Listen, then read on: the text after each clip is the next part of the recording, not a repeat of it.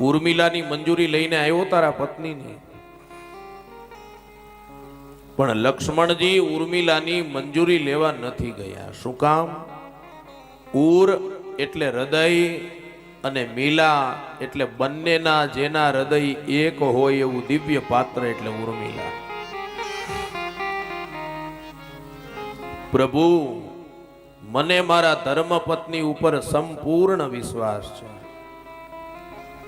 એની રજાની જરૂર નથી. અને આપણું રામચરિત લખેવાલા લક્ષ્મણજી ઉર્મિલાને મળવા માટે કે એની અનુમતિ લેવા માટે નથી ગયા. એને એટલો વિશ્વાસ હતો કે અમારા શરીર અલગ છે પણ અમારું પ્રાણ, અમારું હૃદય, અમારું મન, અમારા વિચાર એક છે.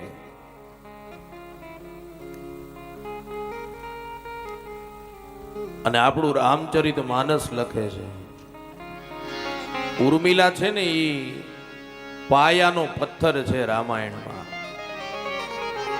પાયાની શિલા છે, અને જે શિલાઓને પાયાની અંદર ધરબવામાં આવી હોય ને વાલા, એના ટેકે આખી ઇમારત ઊભી હોય.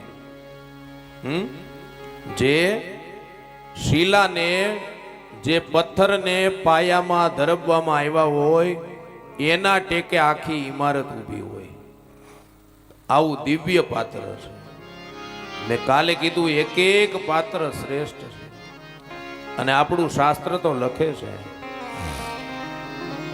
રામ, લક્ષ્મણ અને સીતા 14 વર્ષ વનમાં ગયા ને ત્યાં સુધી આ ઉર્મિલાએ ઊભા ઊભા તપ કર્યું છે.